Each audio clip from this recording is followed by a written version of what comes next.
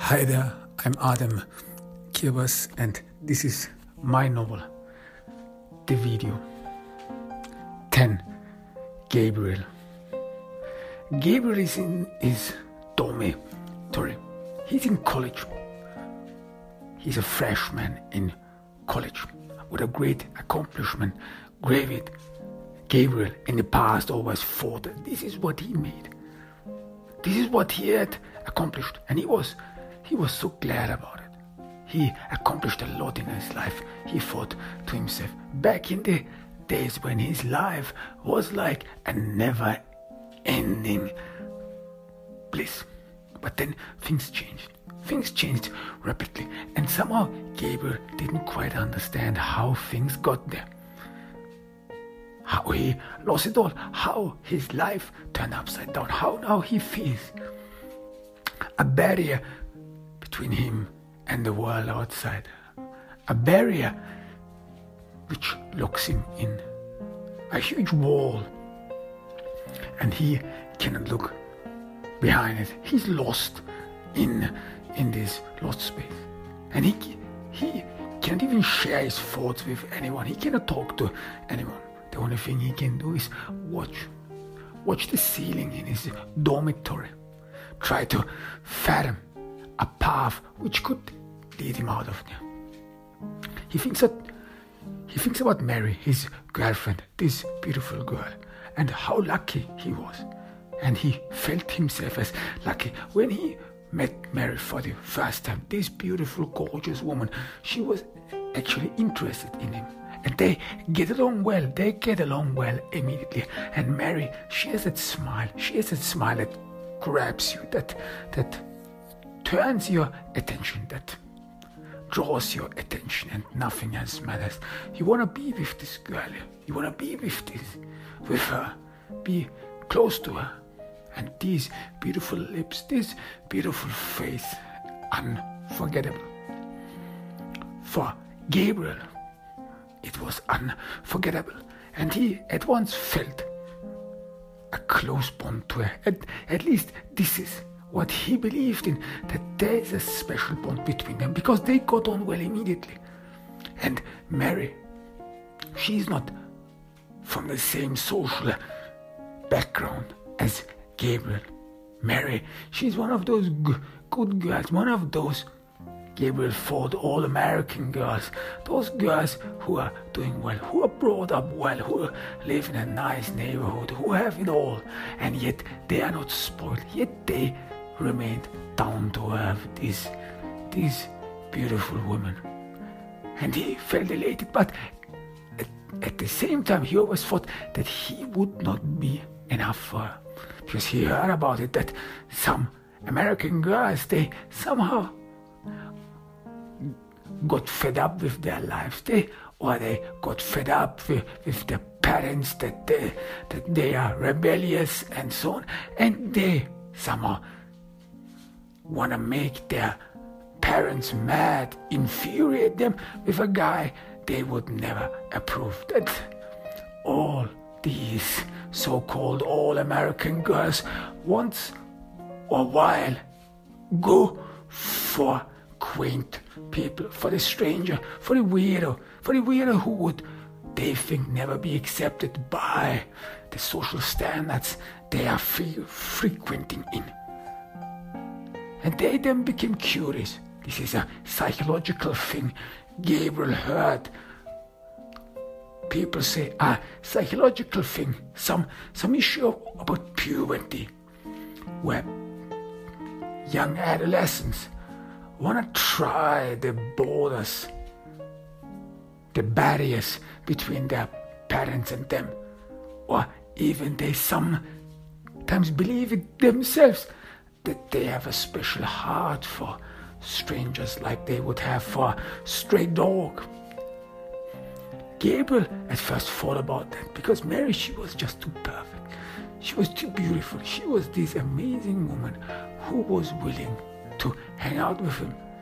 She had not from the same social background, yet she was always friendly, down to earth. When Gabriel prepared for the first time to meet her parents, he was weary. His knees were shaking. His heart was throbbing constantly, because he expected some nasty things.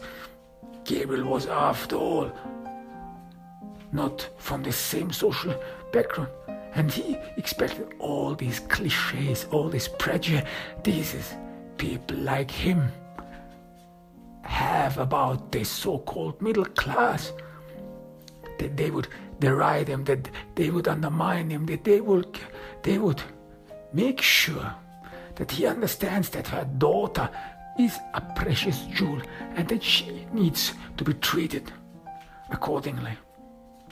So that they would, in a way, corner Gabriel, make him sweat. Gabriel feared this sort of behavior. And he couldn't ask anyone how he should act on it. How he should behave. What is the right behavior that is demanded from him? Because Gabriel, in one hand, wanted to please him,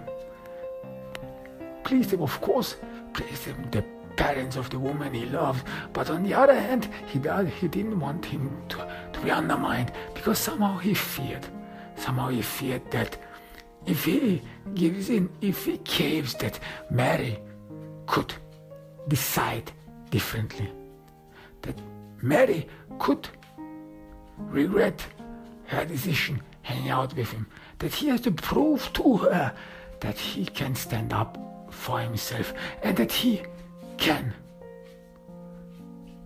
stand up against the onslaught. He thought it would be an onslaught. He thought that Mary's parents were one of those, he imagined, snobs, one of those people who look down on the poor,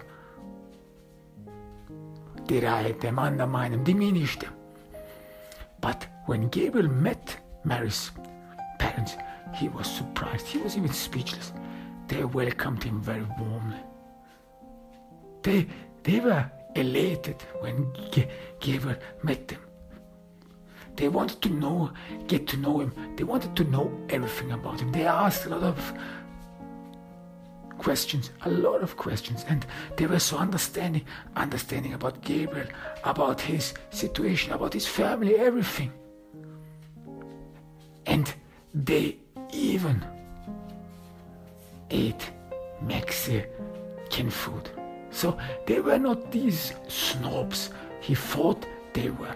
They were not these peoples his prejudices made him believe they were. And he more and more understood.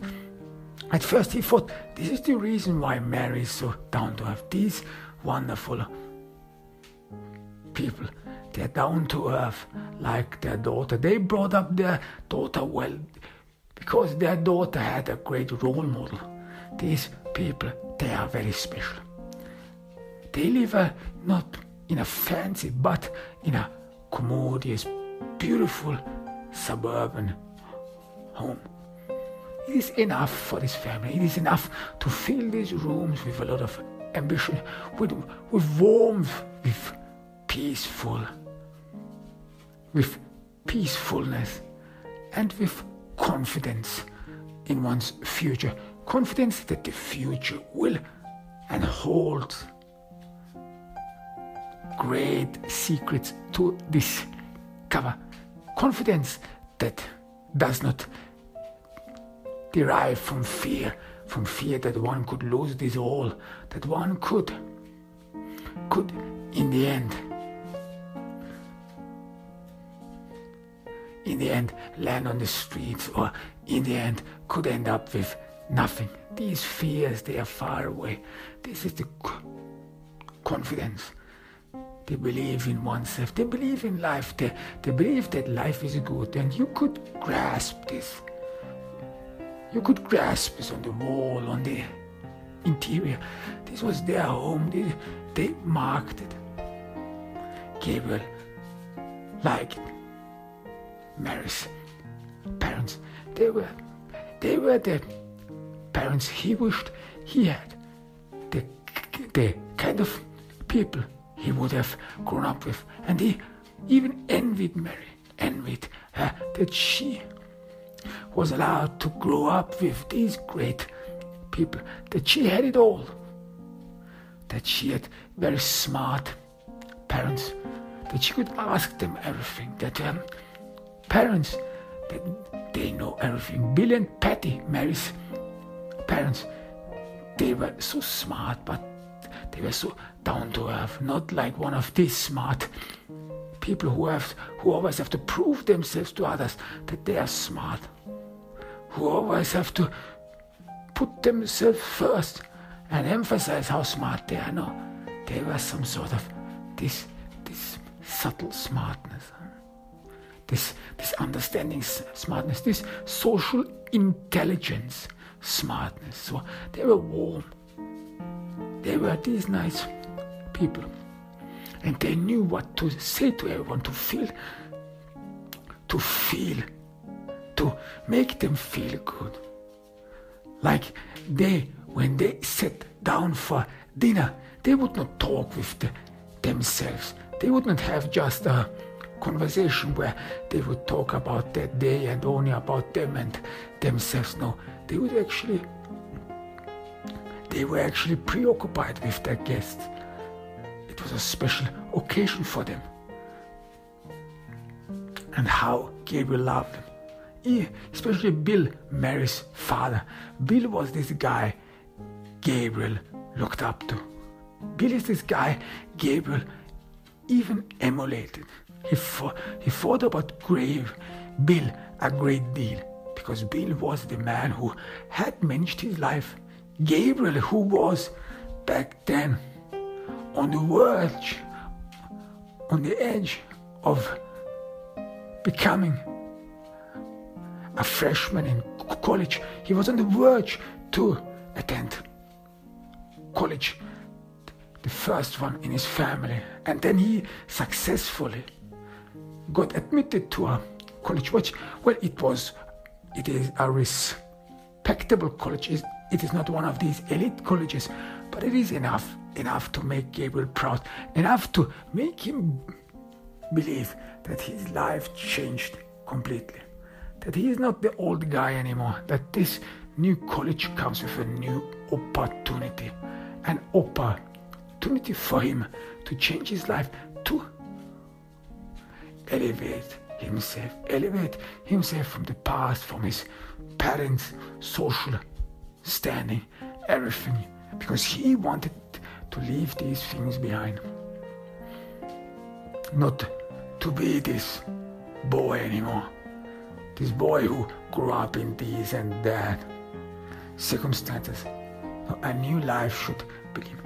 And he had thought about a great deal how life would be. He may attend school, he may gain knowledge, but how to manage life, how to structure one's life, this is the big key question. Because Gabriel very early on realized that one can attend schools, one can have and gain a lot of knowledge, but there is a barrier, a difference between what one learns in school and what one experiences in life. That life and school, mostly they do not come together. That there's knowledge how to deal with issues outside your private sphere, outside your home. So school, he thought, is always about managing yourself, getting a job. School is always about how to get into a place which could help you to earn money. That's all. But there is a second knowledge which is vital and necessary, and which you do not learn in school.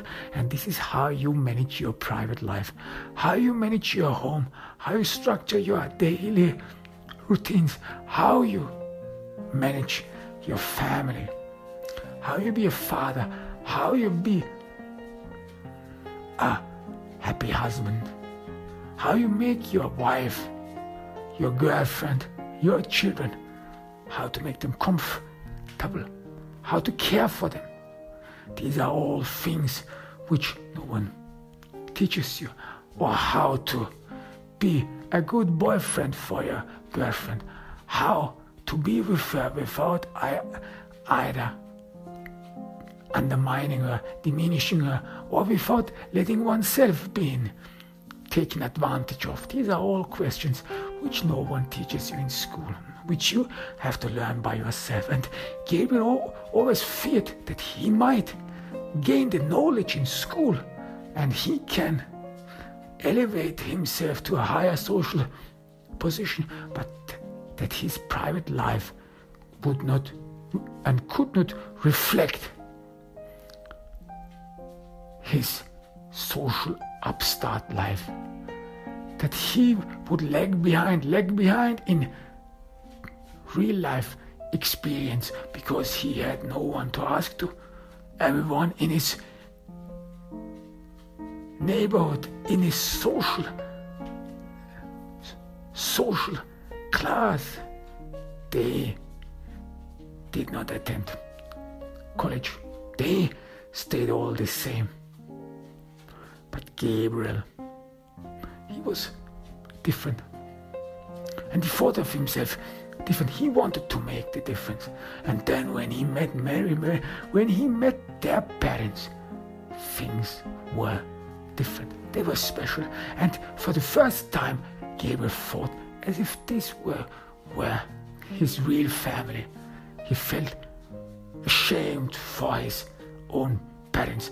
They were just ordinary folks, boring folks who cannot and will not ever accomplish anything. This is how he thought about his parents, even with contempt. This is what they are, and they will never change. So Gabriel had made up his mind. He had found a new family which could teach him how to manage his private life, how to live, how to be a family father, how to care for others, how to care of a woman, and how to court a woman, because Gabriel wanted to make Mary comfortable, wanted to make Mary love him. Mary should be swooned and thrilled by him. And even later, he even imagined that he would live with Mary, have a life with Mary. And these things all demanded from him attention and willingness to learn. And his role model was Bill, the father. Even Mary looked up to Mary, obviously, and apparently loved her parents. So this was not a rebellious thing that she hangs out with Gabriel. Gabriel, in the beginning, really thought that it was love, but he doubts it now. Was it ever love? It was just too perfect. He thinks to himself in a student's dormitory while he stares at the ceiling. It was just too perfect. Right from the beginning, did this ever happen to him? That when he met a girl, that at once they get on well. I mean, Gabriel, he was not ugly, but he isn't very beautiful either. He's not very athletic. He's not obese. He's in the middle. He's not very beautiful. One would say somewhere between ugly and appealing. He has no significant face features which would make one's appearance special in that sense that one facial characteristic, one hair, whatever, highlights one's personality, so that in a group of many people this person can be easily detected, so that people immediately, or people's attentions are immediately drawn to this person. Gabriel is not one of these kind. He has not this special thing. He has not this special thing, this special feature to draw attention. He's just an ordinary guy. But Mary is this gorgeous woman, this attractive woman, this unimaginable attractive woman who has this smile, these beautiful lips, these eyes, these beautiful big dark eyes, and her smile is captivating. She is the girl who has this special feature, this special feature that can draw all attention. So why did she hang up with him? Why did she decide for him? Is it because she's one of these snobs, even though she did not grow up as a snob, but she has a snobbish fear? Snobbish fear meaning that people who are well off some sort of fear their peers, their social peers, that they are scared of the standards their social class has for him. Mary, who grew up as a middle-class child, may be fearful that her middle-class peers hold up high standards she cannot fulfill, high standards which are crushing to her. So she decided for someone from a lower social class, just to please herself, or just to have an admirer. And wasn't Gabriel an admirer of her? Wasn't he the one who looked at her like a goddess? Maybe this was what Mary was up to. Gabriel, who studies sociology, he knows about this stuff. He heard about this stuff, all these social fears. I mean, his teacher is a communist, is a lefty. And he talked a great deal about snobs, about the snobbish effect, and about the fear some middle-class children have that their social peers, that they are too demanding for them, that the social class they live in, their parents and so on, that they demand a lot from them, that they should go to college, that they should learn a lot, that they should accomplish all good grades and so on. And they would put a lot of pressure to these children. And then, of course, the children, they get exhausted by it. And some even crushed by it. And then they want to elevate themselves. They want to thrill themselves and flatter themselves with people who actually look up at them, on them, who praise them, who elevate them to God. This can be one demand of them. This can be a driving force for some in the middle class. That's why it's not unusual that some people from the middle class, that they like to be among others who were not as fortunate as them. This is what the sociology professor told in class, and which made Gabriel thoughtful. Why was Mary hanging out with him? Why is Mary hanging out with him? But then, more and more it dawned on him. It was one dinner he was invited. And it was a very joyous dinner. Again, Mary's parents, Bill and Patty, they were very comforting, pleasing. They even had made Gabriel's favorite food. Mary had told them. And it was a nice surprise.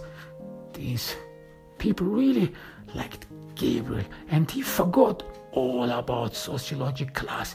He forgot all about the nonsense his teacher told him, because he was convinced that this is a total crap what his teacher tells him. And he, even after he had his favorite food with Mary's parents, after he ate it for dinner, he even made up his mind. He had even made up his mind to quit sociology is of no use. He was convinced of it. Of no use at all. But then things derailed very fast. Gabriel somehow doesn't know how things came that far. It all started at once, as if he hadn't seen something that was lurking in the dark behind a secret door, a secret chamber, which he did not notice before then. A secret chamber in Mary's home. Did Mary know about this? Does she know what is going on there? What is happening there?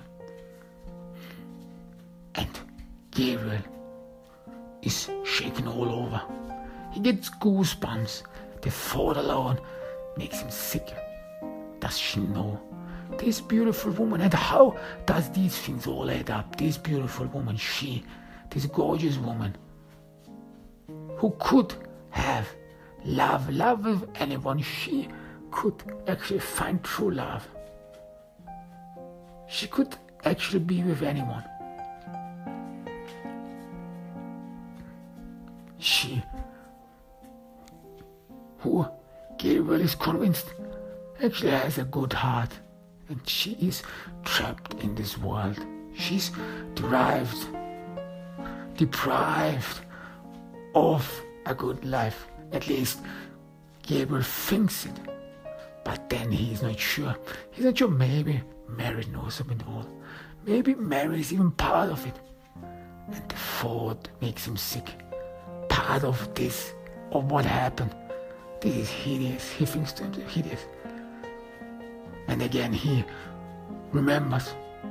He tries to forget. He tries to fight his thoughts. Fight his brain.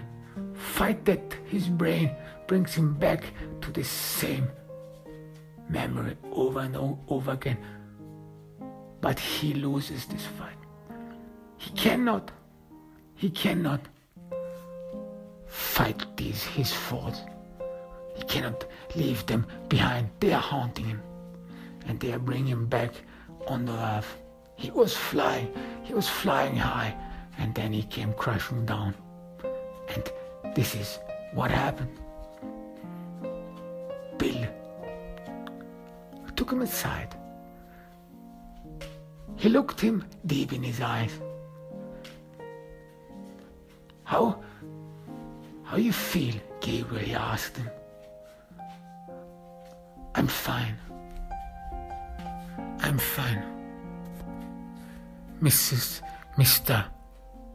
Mr. Madison. I'm fine, thank you. The dinner was delicious. Of course. We want you to feel well, Gabriel. You are dear to us.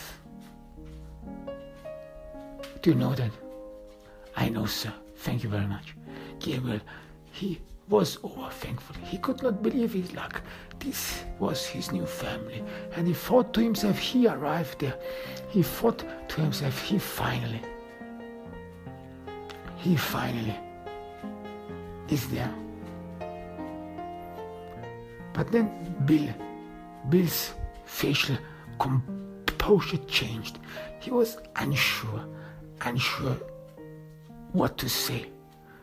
Gabriel immediately noticed it, and he was curious what would come next. He could not fathom it, but he was fearful.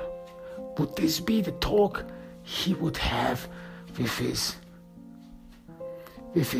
new family father? Would this be the talk, this special talk? His stepfather would then have to go through with him. Is this what could end it all? Is this what his life comes to an end to? Gabriel held his breath. He feared things could get difficult. He feared that he could lose everything all. He could lose Mary. And Mary, she was pretty much the only bond he had with this family. Bill was thoughtful, but after a while he started talking. There's ordinary life, he said to Gabriel. Ordinary life. Life which you and me see every day. Life which is meaningless. Life which has no taste whatever. Life that's just boring. And you go through it. You have to go through it. You have to get along through it. But it is in a way exhausting. It's not thrilling. It is not exciting. Exciting, thrilling. In Gabriel's mind, these two words, they were all intertangled. They were swirling around. And ordinary people, they don't understand this. They never understand people. They are so judgmental. They live in little boxes. And we live in little boxes as well. Gabriel, this is a little box. This house is a little box. Gabriel immediately intervened. No, Mr. Medicine, this is a very beautiful house. It is part of you. Of course it is, Gabriel, of course, because we are adaptable. We live in the same little box we saw in others. We live in the same little box like anyone else. Because you have to adapt. You have to adapt in order to accomplish something in your life, in order not to draw attention. Because out there, the folks, those ordinary people, they are too judgmental. Out there, there is wildness. But here things are different. And again,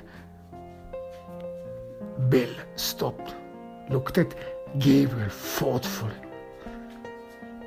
I want to tell you a secret, Gabriel. I want to tell you, and I want to show you the secret of life, how things can become different, how things are different. And now I want to show it to you because I trust you. You are someone special, and I see in you someone special. Special like me, special like Patty, special like this family. And these thoughts, even now, bring goosebumps to Gabriel. Special like me. Gabriel, he's shaking all over. Bill, this man, called him like him. And maybe he was like him, but the thought alone made him scary. He like them. Could he be like them? Could he be one of them? One of them who gets excited by this. And he felt a shock. He felt a numb sensation pervading his entire body, prostrating him right on the bed, and he stood and storming. Tori, like him, like this man, and how he admired Bill, how he looked up on him, how he wanted to be him, and even emulated him. But then all changed all of a sudden. It changed. It was revolting. Gabriel didn't say anything against it. He could not say. He was tongue-tied. After Bill ushered him in to this room. And it was an ordinary room which was not even locked. An ordinary room. Gabriel, before, walked past a couple of times and did never ask what it was for. Everyone could have entered it. And it was hideous. It was hideous. It was revolting. It was beyond imagination. It was shocking for Gabriel. He didn't know what to do with himself. He didn't know what to respond. And Bill thought that Gabriel would think the same. Bill thought that Gabriel was one of them, would be understanding, would not be judgmental. But Gabriel, he could not hide his goosebumps. He tried for the last time, his last effort to somehow please Bill. Somehow don't make it visible. Try to force not a smile, but a normal, nonchalant gaze. And he's not sure whether he managed it. He's not sure whether he could make Bill believe that he is not judgmental. But what he saw in this room changed his life forever. What he saw in this room changed his perception of Bill, about his wife Patty, and about Mary forever. Just an ordinary room everyone could have walked into. An ordinary room where these things happen. And was Mary part of it? Did she know about it? And all this time she knew about it. Maybe Gabriel was chosen. Maybe it was not chance after all that they met. Maybe it was determined. Maybe Bill wanted someone like him.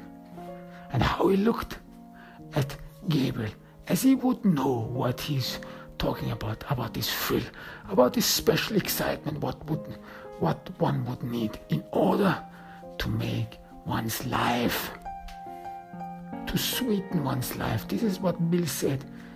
Sometimes you just need to sweeten your life. You just need to make changes.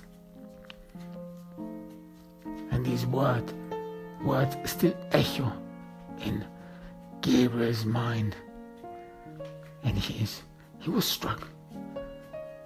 He could hardly move.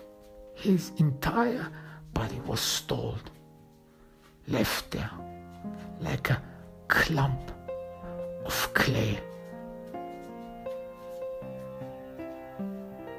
curdled, and without knowing what to do, he stood there in the middle of this room and stared at the man whom he once admired and looked up to. 11. Jane approaches her home.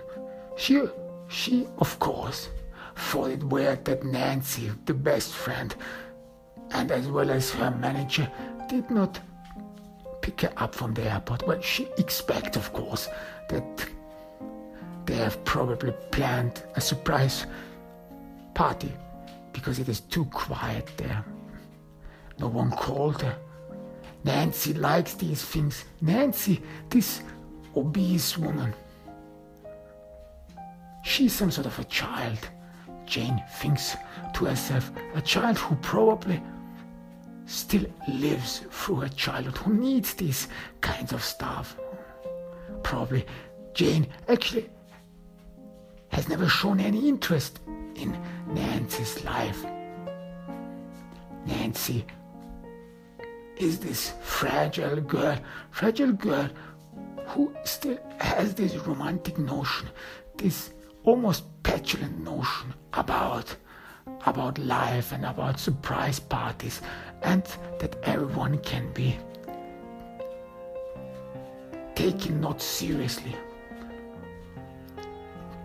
And despite the fact that Nancy is supposed to be Jane's assistant, more and more it became apparent that Jane actually is some sort of the big sister in this friendship, that she takes care of Nancy, and Jane realized more and more that Nancy needs this.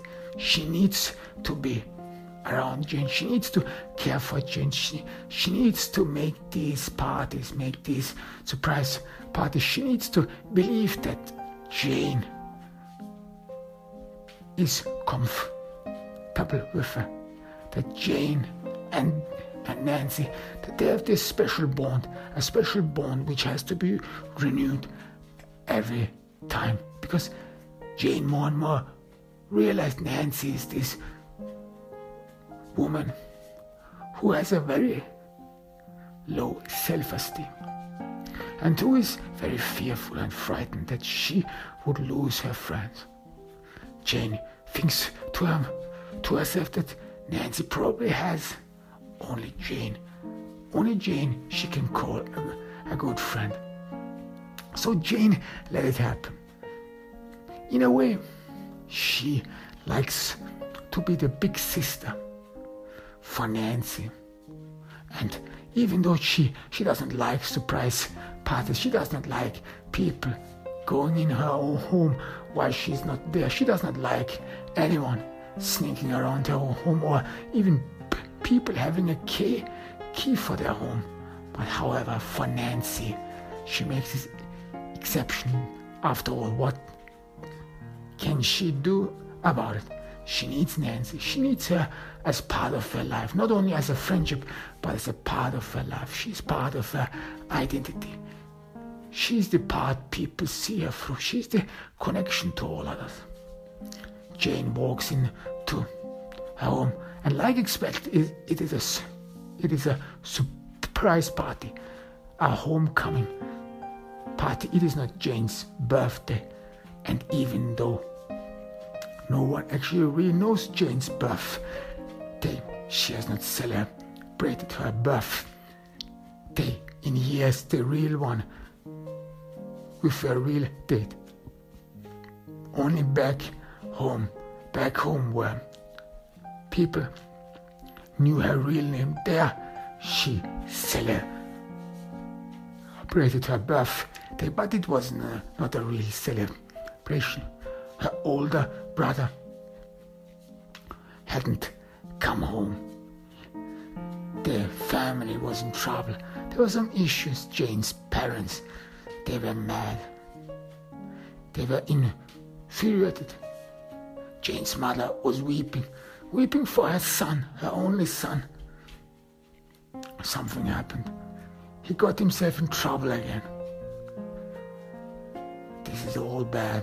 His mother wept, and everyone had forgotten about Jane, about her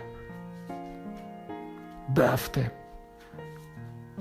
because then she learned in school that people celebrate birthdays, that it is a necessity that one every year celebrates that one is birthday, that people show one that they appreciate that you are there for them, that you are alive, that they appreciate you alive, your being, that you are a valuable member of them, and they need a special day in a year. They need a special day in the year to tell you that, a special occasion where someone, even those who are not good with words or struggle with words, can come forward and convey you their regards. A special day is needed. And Jane thinks about this. She thinks about back in the days, with her family, with her close family, the small world, the small cosmos she lived in.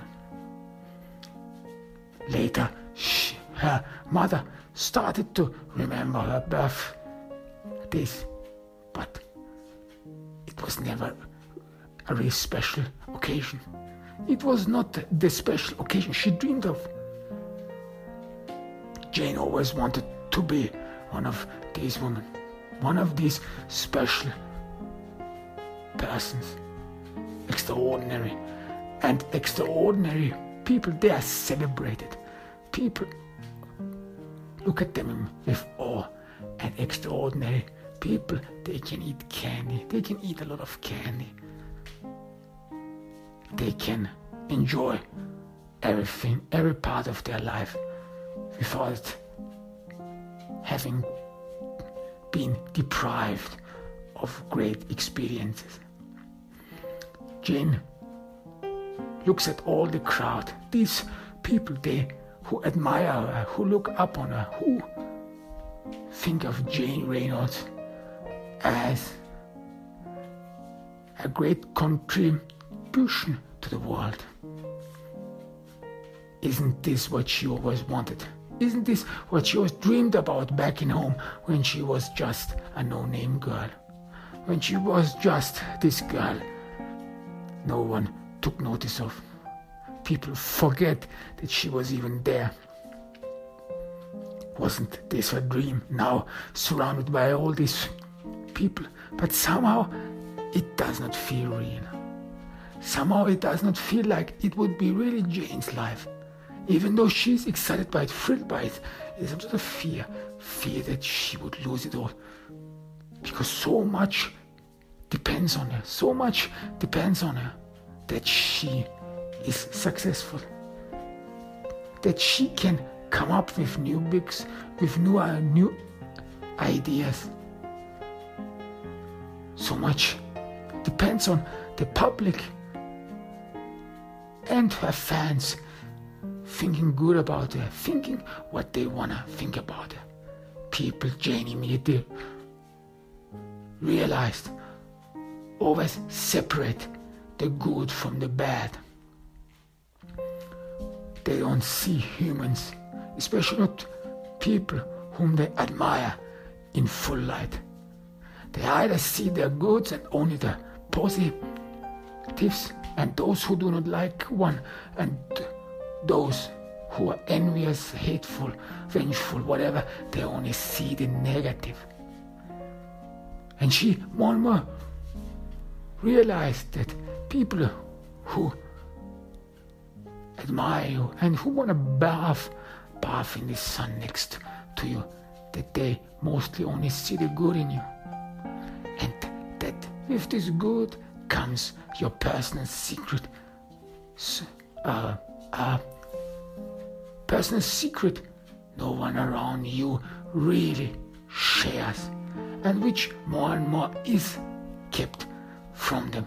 Because Jane realized the more people around her, like Nancy and all these people, strangers she did not know at first, only continuously, her friends grew, her friends' circle grew. That these people, because they only believed in Jane's good, only saw Jane's good, and only saw a positive side, that they had special expectations on Jane. Special expectations that Jane should function in a certain way. Jane should act in a certain way. Jane should behave in a certain way, so that their belief in Jane is not shattered, so that they can continue to believe in her and see only Jane's good, and do not see the whole person, do not see the struggle inside her, do not see some contradiction in Jane. And Jane tried to please her, like fans. She more and more realized people around you, especially even those you work for, even those who work for you, who should actually know better, that they are like admirers, that they want to deeply believe in you, but as well as they associate themselves with you, that they even want to be like you.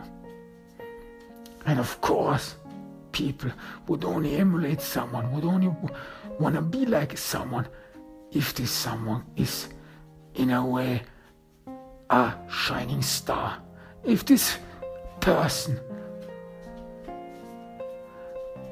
is in such a light which makes him special, so special that they themselves can partake in this specialness, can get a whiff of this specialness, and even bath in the sunshine of this specialness.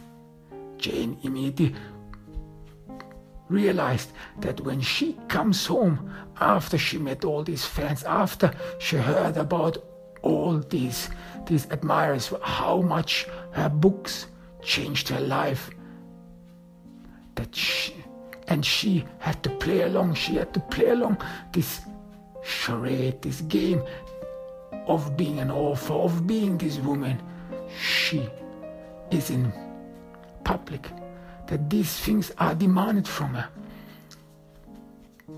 And in the beginning, she thought it is only for admirers, it is only her fans, it is only when she introduces her books to the public, these people who don't know that they actually only buy a product. But more and more Jane realized that even in her friends circle, even the people she's surrounded with, that they believe only in the good, and that they want to see only one side of Jane, and that Jane is forced to act on behalf of their imagination, so that the role play, this acting, never stops. And this is the reason why this all never really feels real. Why Jane feels that she's acting all along, that she's not herself all along, that she wants to be this woman, wants to please this woman, wants to please everyone, and that this puts her under a lot of strains to fulfill the imaginations, the belief of her admirers. She wants to be this very witty, smart author who writes all these great books, who has this great fantasy. And Jane really kept all the refuse professionals right about her, because fans, fans, some of them are admirers, some of them are just vengeful, hateful, but other writers, other professionals who write about her, who acknowledge her, some of them called her having a great fantasy, some of them told and wrote in book reviews that Jane's books, that they are inspiring, that they have this special essence, this special something you don't find in recent publications, that she is a great support, that her books are a great contribution to literature. This is the stuff Jane wanna read about. This is the stuff she likes to read about, these reviews. But despite the fact that all her fame and all the acclaimed reviews, it somehow does not feel real. It somehow is not about herself. Somehow, when Jane juxtaposes her previous life, this girl who grew up in this village, in this no man's world, beyond this horizon, and then her life now, where she lives, somehow things happen too fast. Somehow Jane didn't really realize how she came here, as if her life would have turned upside down at once, and that she plunged into a new life without any prior preparation. And now everyone expects her to function, and she feels all the eyes of these people are lying on her. Eyes which now are pleasing, even encouraging. But what would happen if they are disappointed? What would happen if they see Jane entirely? If they not only see her good, but as well as her bad? If they see who she really is? What would happen? All the guests congratulate Jane. Her new book is exciting. Everyone tells her that. how many of them actually have read the book. Maybe they do, maybe they do not. Some of them hold her book in her hands. Jane thinks about what this means. She will probably have to read some pages of this book. This book, which is written in words, in meanings, in letters, which again make her feel different, as if this book was not really hers, as if these thoughts were not really hers, as if it was too distant, and as if she would be just another reader to her own stuff, like all these others. And what should she think about it? She does not really enjoy the book. She actually personally thinks that the book was not that good at all.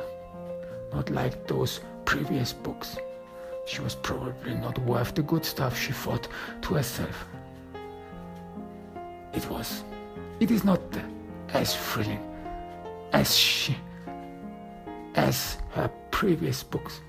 But yet, however, Jane plays along. This is what people expect of her, that she is full in on it, that she likes her books, all of them, that she does not make a difference. And of course, as an author, you make the difference as an author. Some books you have written, you enjoyed writing them. Others were hard to write, where you struggled to find the words, where you struggled to bring it all together, bring together the words, bring together your thoughts, put them together, make the story work. Some books, they're struggling. It's a hassle, and you are glad when after the end you successfully have finished it, and you don't want to deal with this book ever again. It is over, it is gone, and now you are free to pursue a new project. So there are differences between books. Jane knows that, but she does not tell it to everyone, that she actually does not like all her books the same. So what does it matter if people think what they are? It is like with Nancy. Nancy needs this. Nancy needs to play this game. Play this game that she would be vital for Jane, that she is there for Jane, that she would be pleasing for Jane, and that these surprise parties, that they would be what Jane would like. That these surprise parties would please Jane. Let her believe it. Let these people believe what they want. In the end, what does it bother? Jane thinks about how she came here. The little girl she was in school, this no-name girl who brought it so far. So what does it matter if she just makes people comfortable? She grew into the role. She started out as a normal actor, and now she became a professional, because this is what acting is after all as well. To convey a character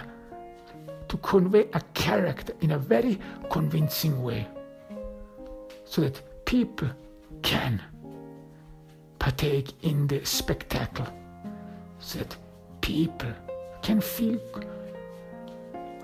good about themselves, that they are befriended with this woman, that they are part of the life of this woman.